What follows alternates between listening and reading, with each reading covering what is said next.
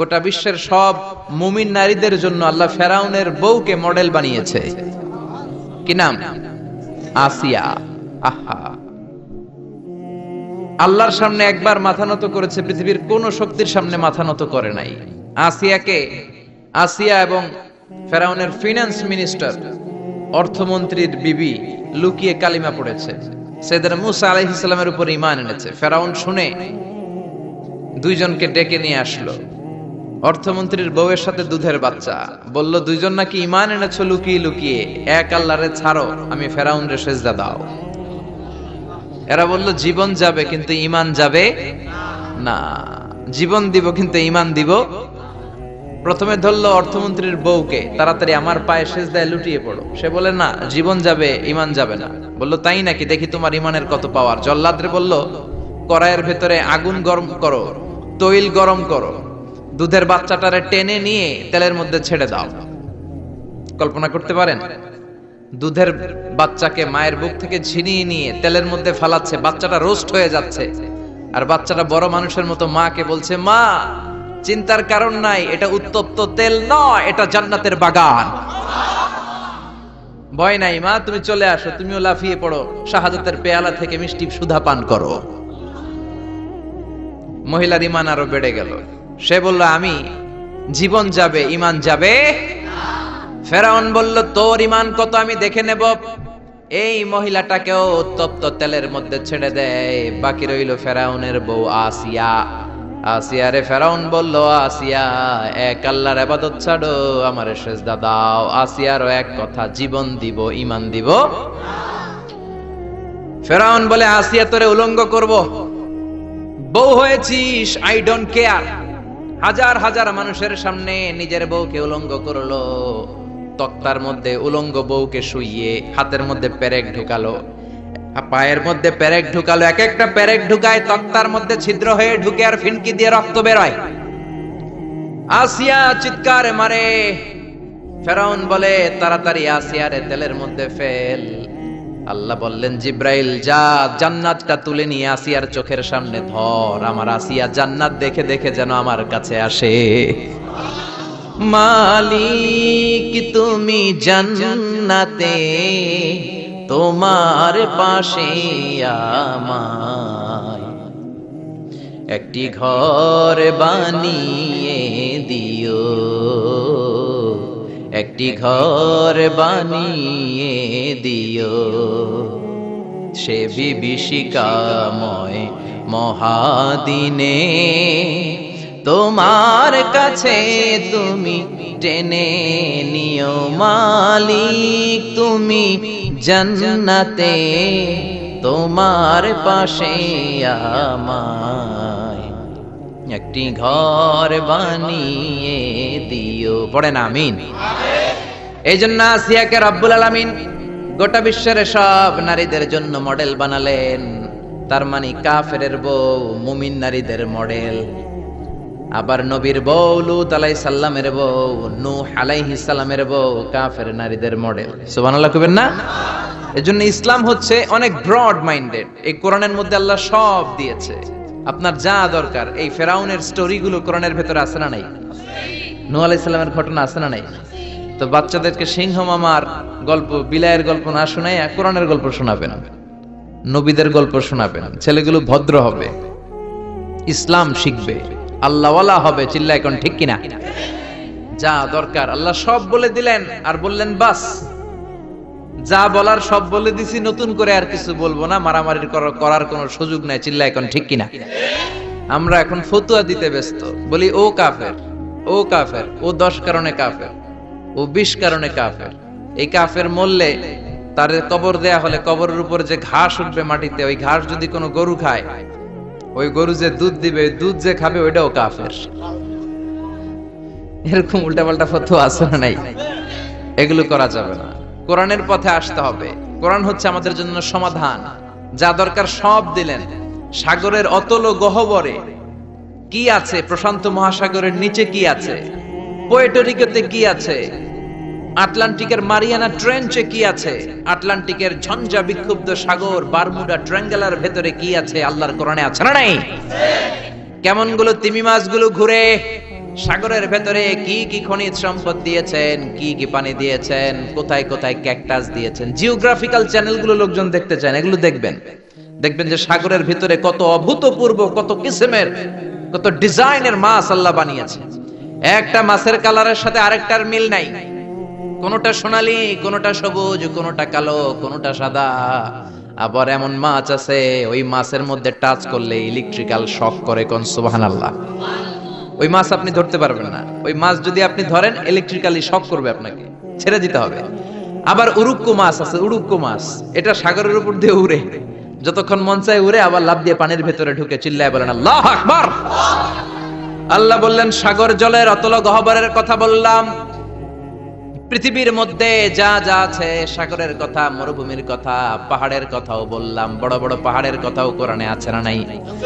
আল্লাহ বললেন ওয়াজআলনাল জিবালা আওতাদা, পাহাড়কে আমি পেরেকের মতো বানিয়েছি। পেরেক যদি কাঠের মধ্যে ঠুকে দেন, পেরেকের বেশিরভাগ চলে যায় কাঠের ভিতরে, সামান্য মাথাটা বাইরে থাকে। ঠিক তেমনি পাহাড় দুনিয়াতে উপরে দেখা যায় যতটুক, তার 3 ডবল মাটির নিচের পাহাড় থাকে। এটা আমরা জানি না। মাউন্ট এভারেস্ট 29,035 ফিট, কি বিশাল সাগরমাতা, নেপালে অবস্থিত। এই 29,035 ফিট যদি উপরে হয়, তার 3 ডবল পাহাড় আছে মাটির নিচে। চিল্লায় এখন আল্লাহু আকবার। দ্য বায়োলজিক্যাল অ্যাসপেক্ট অফ মাউন্টেইনস, কেমন করে আল্লাহ পাহাড় বানালেন। জাবালে আবু কুবাইস আল্লাহ প্রথমে বানালেন, যে পাহাড়ের ভেতরে মক্কার কাবা ঘরের যে হাজারে আসওয়াদ, বন্যার সময় এই পাহাড়ের ভেতরে আল্লাহ লুকিয়ে রেখেছিলেন। এই সিলসিলাতুল জিবাল এখান থেকে শুরু হলো। গোটা বিশ্বের সব জায়গায় আল্লাহ পাহাড় ছড়িয়ে দিলেন, মরুভূমি ছড়িয়ে দিলেন। মহাকাশের কথা আল্লাহ বললেন, সুপারনোভার কথা আল্লাহ বললেন, ব্ল্যাক হোলের কথা আল্লাহ কোরআনে বলেছেন। এই যে বিশাল বিশাল তারার কথা আমরা শুনি, সূর্য পৃথিবী থেকে 13 লক্ষ গুণ বড়। ব্যাটেল জিউস, ইটা ক্যারিনা, বৃহস্পতি, কত বড় বড় তারা। এই তারাগুলো ঘুরতে ঘুরতে ব্ল্যাক হোলের রেঞ্জের মধ্যে যদি ঢুকে যায়, ছোট্ট বাচ্চার মুখে চকলেট দিলে বাচ্চা চকলেট যেমনি চুষে ফেলে, ব্ল্যাক হোল এই বিশাল দৈত্য আকারের তারাগুলোকে 1 সেকেন্ডের মধ্যে চুষে শেষ করে ফেলে। এই কথাগুলো কোরআনে আছে না নেই? তাহলে সাগরের নিচের কথা বললেন, পৃথিবীর উপরে যা দেখা যায়, বায়োলজিক্যাল অ্যাসপেক্ট অফ মাউন্টেইনস এর কথা বললেন, ডেজার্টের কথা বললেন, সাহারা মরুভূমির কথা বললেন, পাখির কথা বললেন, প্রাণীর কথা বললেন। আমাদের যা দরকার সব কোরআনে দিয়েছে কে? মায়ের পেটে আমরা ছিলাম। Embryology, how the little embryo develops in mother's womb, মায়ের পেটে বাচ্চা কিভাবে বড় হয় সেটাও বললেন। এজন্য কোরআন হচ্ছে আমাদের জন্য সমাধান। আপনি যত বিপদেই পড়েন, কোরআনের ভেতরে সমাধান আছে না নাই? সমাধান চাও যদি জীবনে, মরণে ফিরে যাও, খুঁজে নাও চোখ রাখো কোরআনে। If you want a solution this দুনিয়ায় নাখিরা, go back, have a look to the holy কোরআনে। সুবহানাল্লাহ।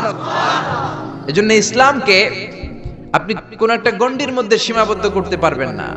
শুধু বাংলাদেশের ইসলামটা দেখেই আপনি পুরো ইসলামের ব্যাপারে একটা ব্রড সেন্স আনতে পারবেন না। আপনি হজে যান, উমরায় যান, দেখবেন কত দেশের মানুষ, কত মতের মানুষ, কত দলের মানুষ, কত মাযহাবের মানুষ।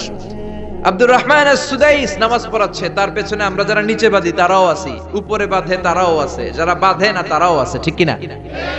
যারা আমিন বলে তারাও আছে, আমিন আসতে বলে তারাও আছে, যারা দাড়ি বড় রাখে তারাও আছে, রাখে না তারাও আছে, ক্লিন শেভ যারা মারে তারাও আছে, শার্ট পরে যারা চলে তারাও আছে, টি শার্ট পরে তারাও আছে, জুব্বা পরে তারাও আছে, পুরুষ আছে, নারীও আছে, সুন্নি আছে, শিয়া আছে, কিন্তু মারামারি নাই, ঠিক কিনা?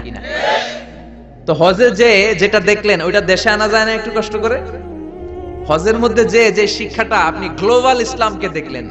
ইসলাম হচ্ছে গ্লোবাল, বিশ্বজনীন, কালজয়ী ধর্ম। এটাকে একটা ছোট্ট জায়গার মধ্যে, একটা দেশের মধ্যে, সিঙ্গেল টেরিটরির ভেতরে, একটা মতের ভেতরে সীমাবদ্ধ করার কোনো সুযোগ নাই। চিল্লায় বলেন ঠিক কিনা? বিশ্বনবী যা শিখিয়েছেন তাতেই কল্যাণ। যতগুলো সুন্নাত বিশ্বনবী দেখিয়েছেন ততগুলোই কল্যাণ। কেউ বিশ্বনবীর এই সুন্নাতটা মানবেন, আপনারা আরেকটা মানলেন, আপনারা আরেকটা মানলেন, সবার মধ্য দিয়ে সুন্নাত জীবিত থাকবে। সুবহানাল্লাহ চিল্লায় পড়েন। এজন্য ইসলাম নিয়ে দলাদলি করবেন না তো। দলাদলি তারাই করে যারা কূপ মন্ডুক, কুয়ার ব্যাং যখন কোনো কুয়াতে পড়ে, ব্যাং মনে করে এইটাই পৃথিবী, কারণ ও তো দেখতেছে ছোট্ট একটা কুয়া। গোটা বিশ্বের বিশাল আয়তন আকৃতি তো ব্যাঙের চোখে পড়ে না। কুয়ার ভেতরে ব্যাংক করলে ব্যাংক কি মনে করে এটাই পৃথিবী, পৃথিবী এইটাই, এটার বাইরে কোনো পৃথিবী নাই। তো আপনাকে অনেক পড়তে হবে, পড়া শুরু করলে শেষ নাই। জিসকা সবক লি লিয়া উসকি তেরা ছুটি নেই। একবার যদি সবক তুমি নিয়ে নাও তোমার কোনো ছুটি নাই, ঠিক কি না? এজন্য আল্লাহ কোরআনের প্রথম কথা বললেন ইকরা বিসমি রাব্বিকাল্লাযী খালাক খালাকাল ইনসানা মিন আলাক। Read in the name of your lord who has created. পড়ো তোমার প্রভুর নামে যিনি সৃষ্টি করেছেন। খেয়াল করে দেখেন, কোরআনের প্রথম কথা আল্লাহ বলে নাই জিকির করো, বলে নাই সালাত পড়ো, বলে নাই রোজা রাখো, বলে নাই যাকাত দাও, বলেছেন কি? জোরে বলেন। আল কোরআনের প্রথম বাণী পড়ো, আল হাদিসে নবীর কথা পড়ো। আল কোরআনের প্রথম বাণী পড়ো, আল হাদিসে নবীর কথা পড়ো। পড়ে পড়ে শেখো, শিখে শিখে তুমি তোমার নিজের জীবন গড়ো। আল্লাহু আকবার। এজন্য আল্লাহ বললেন পড়ো। বাঁচতে হলে পড়তে হবে, বাঁচতে হলে জানতে হবে, ঈমান রক্ষা করতে হলে পড়তে হবে। জোরে কোন ঠিক কিনা? এজন্য পড়তে রাজি আছেন তো? যে বেশি পড়ে সে কথা বলে কম, ঠিক কিনা? তার মধ্যে একটা ভারত্ব আসে, তার সেন্সটা অনেক ব্রড হয়, সে অনেক কিছু চিন্তা করে কথা বলে। আর যে শুধু একটা হাদিস জানে, শুধু এইটা জানে, এইটারে গালি মারে, যে এইটা জানে ও এইটারে গালি মারে। কারণ কূপমন্ডু, কুয়ার ব্যাং, ও মনে করে এটাই পৃথিবী, এটার বাইরে আর কিচ্ছু নাই। এরকম কপাল পড়া ডাকাই তাছাড়া নাই। এদের সাথে ইসলামের কোনো সম্পর্ক। ইসলাম হচ্ছে ব্রড। আপনাকে পড়তে হবে, প্রতিদিন একটা করে হলেও হাদিস পড়বেন, প্রতিদিন একটা করে হলেও কোরআনের বঙ্গানুবাদ পড়বেন। রাজি আছেন তো? রাজি আছেন? রাজি আছেন? রাজি আছেন? আপনি যদি না পড়েন আপনি বাঁচতে পারবেন না। আপনি কোনো অজুহাত আল্লাহ সেদিন গ্রহণ করবে না। No excuse will be granted that day. সেদিন আল্লাহ কোনো এক্সকিউজ নিবে না। আপনি যদি বলেন আল্লাহ আমি আরবি বুঝি নাই, আল্লাহ বলবে বাংলা পড়ো নাই কেন? কারণ বাংলা কোরআনের অনুবাদ আছে না নাই? বাংলা পড়ি নাই, এই অজুহাতকে আল্লাহ গ্রহণ করবে?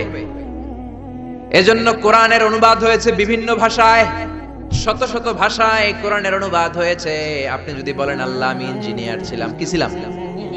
আমি অনেক ব্যস্ত ছিলাম, আল্লাহ আপনার চেয়ে বড় ইঞ্জিনিয়ার দেখাই দিবে। খুররম জাহ মুরাদ পাকিস্তানের অনেক বড় একজন ইঞ্জিনিয়ার, কাবা ঘরের প্রজেক্ট ডিজাইনার ছিলেন। উনি কোরআনের উপর বই লিখেছেন, তাফসীর লিখেছেন। আল্লাহ বলবে ও এত বড় ডিজাইনার, ইঞ্জিনিয়ার হয়ে কোরআন পড়তে পারে, তুই পারলি না কেন? ঠিক কি না? আপনি যদি বলেন আল্লাহ আমি ডাক্তার ছিলাম, ডাক্তার অনেক ব্যস্ত ছিলাম, আমি এমবিবিএস করেছি, এফসিপিএস করেছি, বিদেশি ডিগ্রি নিয়েছি, এই ডিগ্রি নেওয়ার কারণে আমি আসলে পড়তে পারি না এই কোরআন, আল্লাহ মাফ করে দিবে? কারণ no excuse will be granted that day. সেদিন কোনো এক্সকিউজ নাই। আল্লাহ তখন জাকির নায়েকরা দাঁড় করাই দিবে, দেখো এই বেটা ডাক্তার, ডাক্তার হয়ে কোরআন পারলো কেমনে, হাদিস বুঝলো কেমনে, চিল্লা এখন ঠিক কিনা? আপনি যদি বলেন আমি পরমাণু বিজ্ঞানী, বাংলাদেশের আল্লামা শমশের আলীকে দাঁড় করাইয়া দিবে। শমশের আলী চিনেন?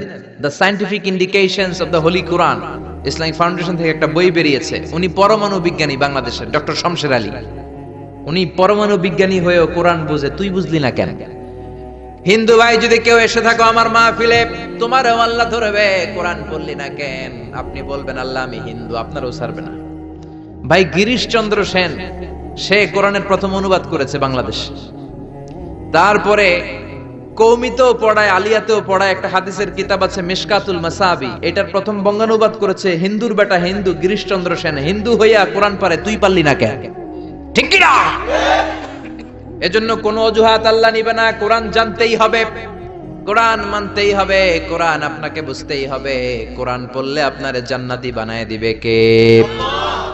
আল্লাহ আমাদেরকে বোঝার তৌফিক দান করুন। আজকে সভাপতি মাওলানা মোহাম্মদ নুরুল ইসলাম, সাবেক খতিব, নাগাইশ কেন্দ্রীয় ঈদগাহ, অসুস্থ। আচ্ছা, আল্লাহ ওনাকে সুস্থ করে দেখ। কেউ অসুস্থ হলে বিশ্বনবী পড়তেন আল্লাহুম্মা রাব্বান নাস আযহিবিল বাস ইশফি আনতা শাফি লা শিফা ইল্লা শিফাউক শিফাউন লা ইউগাদিরু সাকামা। আবার পড়তেন আসআলুল্লাহাল আযীম রাব্বাল আরশিল আযীম আইয়াশফিয়া। এজন্য অসুস্থ হলে এই দোয়াগুলো করে দিবেন। ঝাড়ফুঁক করবেন, ঝাড়ফুঁক ইসলামে আছে, তাবিজ তোমার ইসলামে নাই। এগুলোর ব্যাপারে বলবো আজকে আমরা। অনেকে তাবিজ লাগে অনেকগুলো, এদিকে 5টা, গলায় 5টা, হাতে 5টা, তারপর আমাদের কাছে নিয়ে আসে, হুজুর একটু দোয়া করেন ছেলের জন্য। কি হয়েছে? কে হুজুর কথা শোনে না। অসুস্থ থাকে প্রায়। তো যেই তাবিজ লাগাইছেন এগুলার ভারে ওজন এমনিই তো অসুস্থ থাকবে পোলা, ঠিক কিনা? তাবিজ ছিঁড়ে ফেলবেন। বেশিরভাগ তাবিজগুলোর মধ্যে দেখবেন ওই যে মোমবাতি দিয়ে আটকায় দেয় না, খোসায় খোসায় খুলবেন, খুইলা দেখবেন ভিতরে কি লেখছে জানেন? জাফরানের কালি দিয়া 7, 8, 9, 3, 4, 5। হুজুর এগুলো কোরআনের আয়াতের সংক্ষেপে লিখছে। তোরে সংক্ষেপে লেখার পারমিশন দিয়েছে কে? কে দিয়েছে পারমিশন? 786 নাকি বিসমিল্লাহ হয়? 1 কোটি বার 786 লিখলেও একটা বিসমিল্লাহ সমান হবে? বিসমিল্লাহরে সংক্ষেপ করলেও 786, আবার হরে কৃষ্ণ হরে রাম এটারে সংক্ষেপ করলেও 786। চিল্লা এখন ঠিক কি না? এজন্য তাবিজ তোমার নয়, রুকিয়া করবেন। ঝাড়ফুঁক করা সুন্নাত। ঝাড়ফুঁক করা কি সুন্নাত। সূরা ফালাক, সূরা নাস এই দুইটা পরে যদি ফু দেন জিনের বাদশাও দিব দৌড়। ছোট্ট বাচ্চারা যদি জিনে ধরে, পরিতে ধরে, আয়াতুল কুরসি পরে ফু দেন, জিনের 12টা বাজায় দিবে কে? এগুলো পড়তে চায় না। বিশ্বনবী হাসান আর হুসাইনকে এই দোয়াগুলো পড়ে ফু দিতেন। হাসান হুসাইনকে তাবিজ পড়ায় নাই কখন। বিশ্বনবী একটা স্পেশাল দোয়া পড়তেন, বুখারীর বর্ণনা, আউযু বিকালিমাতিল্লাহি তাম্মা মিন কুল্লি শাইতানিন ওয়া হাম্মা ওয়া মিন কুল্লি আইনিন লাম্মা। এই যে যারা মোবাইলে রেকর্ড করছেন, রেকর্ড হয়ে গেছে না? আমি যে বললাম বাসা যে মুখস্থ করবা, মায়ের শিখাবা, ছোট্ট বাচ্চারে শিখাবা। এগুলো পড়ে ফু দিলে কোনো জিন পুরি সামনে আসতেই পারবে না। এগুলো নাই মুসলমানের, তাবিজ লাগে। কি লাগে? বিশ্বনবী 6 মাস অসুস্থ ছিলেন। ইহুদিদের মিত্র লাবিদ ইবনুল আসাম বিশ্বনবীরে ব্ল্যাক ম্যাজিক করেছে। কি ম্যাজিক? Black magic. এই ব্ল্যাক ম্যাজিকের চোটে বিশ্বনবী দাঁড়াতেও পারতেন না, মাথার ব্যথায় বেহুশ হয়ে যেতেন, বিবিদের সাথে ফিজিক্যালি মিট করতে পারতেন না, সেক্সুয়াল এন্টারটেইনমেন্ট করতে পারতেন না, ইন্টারকোর্স করতে পারতেন না। এত দুর্বল ছিলেন বিশ্বনবী। বিবিদের ঘরে যাইতেন কিন্তু মেলামেশা করতে পারতেন না, এত দুর্বল। যেই নবীর এক হাতের মধ্যে জান্নাতি 40 জনের শক্তি দিয়েছে কে? ওই নবী ব্ল্যাক ম্যাজিকের পাওয়ারে দুর্বল হয়ে যায়। তারপরও বিশ্বনবী একদিনও তাবিজ পড়েন নাই। পড়ছে? বিশ্বনবী 4 মাস, কোন বর্ণনায় 6 মাস এই লাবিদ ইবনুল আসাম ইহুদি মিত্র এই বেয়াদবটার ব্ল্যাক ম্যাজিকের কারণে অসুস্থ ছিলেন। 6 মাস পরে সাইয়েদনা জিবরাইল আসলেন, বললেন ও নবী 2টা সূরা আল্লাহ নাজিল করেছে, একটার নাম ফালাক আর একটার নাম নাস। দুইটার একসাথে বলে মুআউযিজাতান। এই মুআউযিজ তাবিজ, এখান থেকে তাবিজ আসছে। তাবিজ যদি করতে হয় সূরা ফালাক নাস দিয়ে পড়বেন, ঠিক কি না? ও নবী চলেন আপনারে কোথায় ব্ল্যাক ম্যাজিক করিয়েছে দেখাই। সাইয়েদনা আবু বকর সাইয়েদনা ওমরকে নিয়ে বিশ্বনবীকে নিয়ে জিবরাইল চলে গেলেন একটা কুয়ার কাছে। কুয়ার নিচে দেখলেন একটা চিরুনি, চিরুনির মধ্যে বিশ্বনবীর 11টা চুল দিয়ে গিট দেওয়া।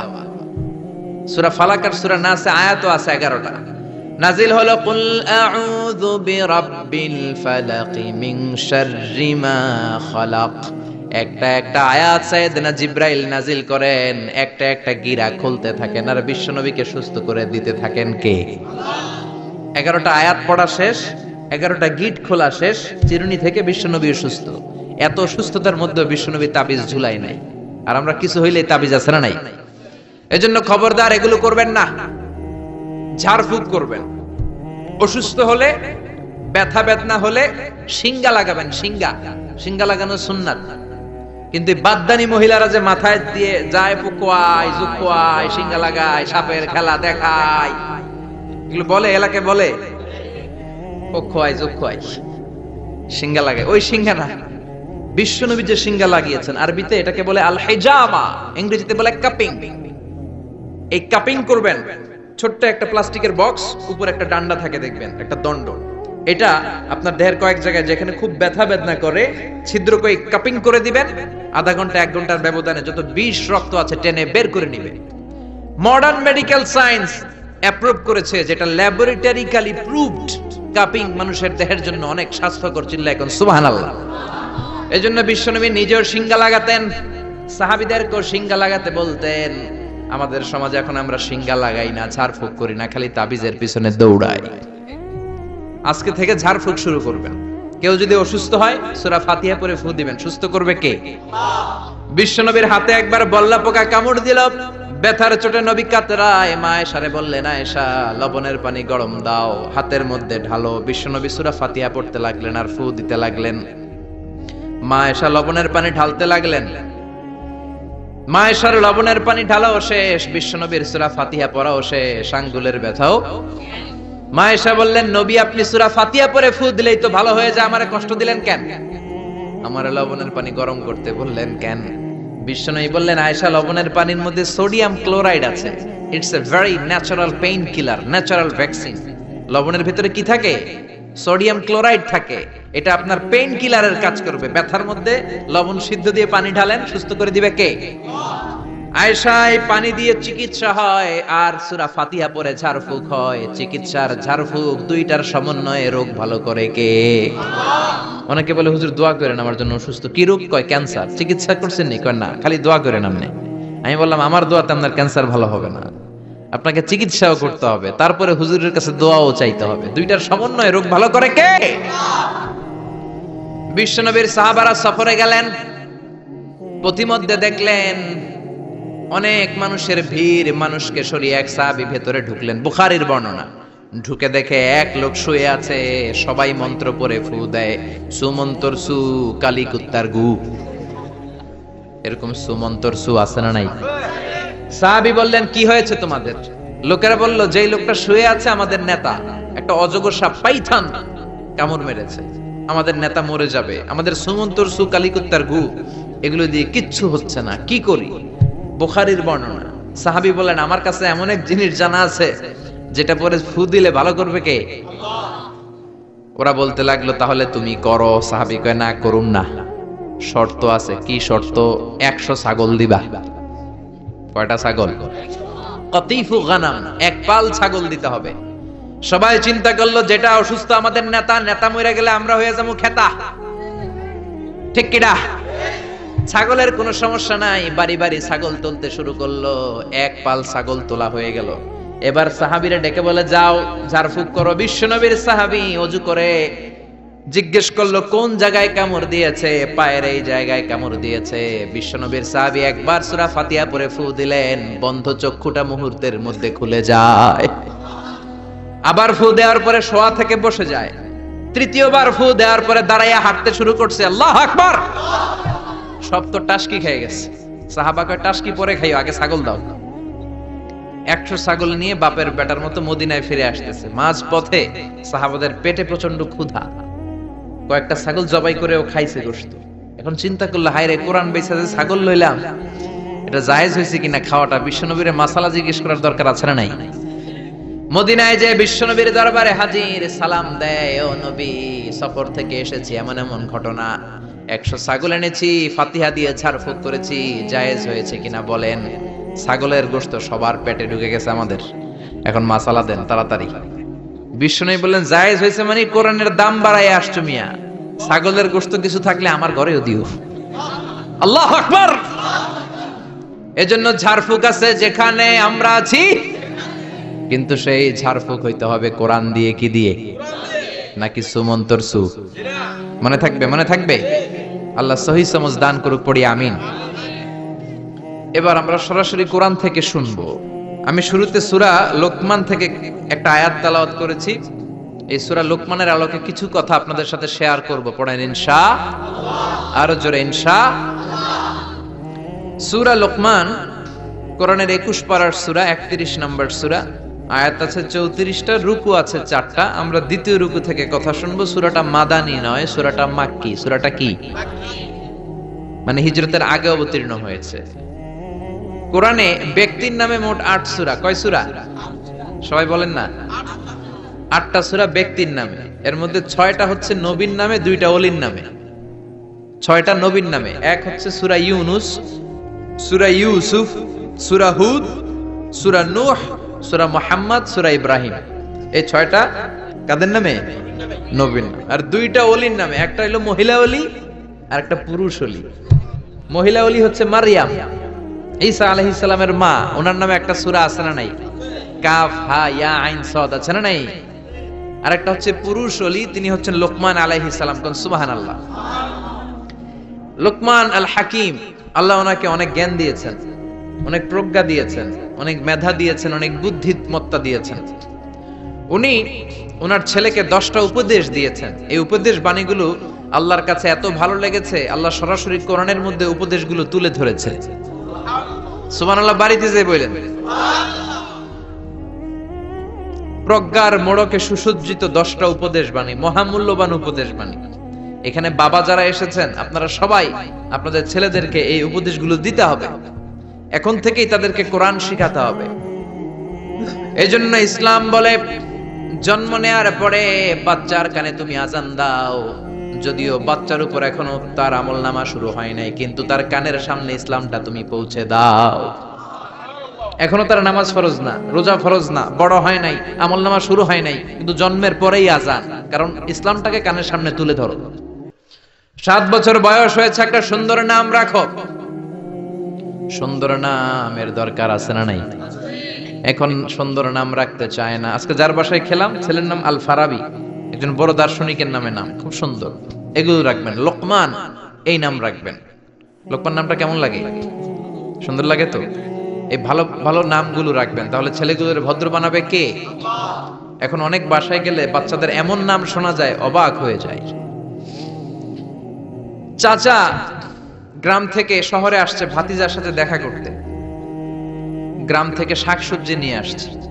তো যাওয়ার পরে ভাতিজা নাস্তা দিচ্ছে চাচাকে, চাচা খান। চাচা নাস্তা খায় আর বলে, অনেকদিন পরে আসছি, তোমার নাকি 1 ছেলে 1 মেয়ে, আমার সাথে তো কোনোদিন দেখা হয় নাই, ডাকো না একটু দেখা করি। ভাতিজা ওদেরকে ডাক দিছে, ব্রাশ ফায়ার। ব্রাশ ফায়ার শুই না, চাচা খানা থিয়া দিছে দৌড়। ভাতিজা বলে, চাচা দৌড়ায়েন না, চাচা আইজো দৌড়, কাইলো দৌড়, জনমের দৌড়। চাচাও দৌড়ায়, ভাতিজাও দৌড়ায়। চাচা কয়, ভাতিজা বয়স আমার 80, আমারে তুই ব্রাশ ফায়ার করিস না। ভাতিজা বলে, চাচা এই ব্রাশ ফায়ার ওই ব্রাশ ফায়ার না, ছেলের নাম ব্রাশ, মেয়ের নাম ফায়ার। যে বলছে ছেলে মেয়েরে ডাকো, তো ভাতিজা বলছে ব্রাশ ফায়ার। কপাল পোড়া। এরকম নাম আছে না নাই? আহাব্বুল আসমা ইলাল্লাহ আব্দুল্লাহ, আব্দুর রহমান। আল্লাহর কাছে সবচাইতে প্রিয়তম নাম হচ্ছে আব্দুল্লাহ আর হচ্ছে আব্দুর রহমান। সুবহানাল্লাহ পড়েন। এই নামগুলো রাখতে রাজি আছেন তো? আব্দুল্লাহ, আব্দুর রহমান রাখবেন। নবীদের নামে নাম রাখবেন, সাহাবাদের নামে নাম রাখবেন, তাহলে ছেলেগুলো ভদ্র হবে, নামাজি হবে, ঠিক কিনা? সাইয়েদনা লোকমান তার ছেলেকে উপদেশ দিলেন 10টা। জোরে বলেন কয়টা? উপদেশগুলো আল্লাহর কাছে এত ভালো লেগেছে, আল্লাহ সরাসরি কোরআনে যেমন যেমন বাবা উপদেশ দিয়েছিল তেমন তেমন আল্লাহ তুলে ধরেছে। এজন্য সব বাবাদের উচিত ছেলেদেরকে উপদেশ দেয়া। ছেলে যত ছোটই হোক, তার কানে আপনি ইসলাম পৌঁছে দেন। জন্মের পরে কানে আজান দেন। বয়স যখন 7 দিন আকিকা দেন।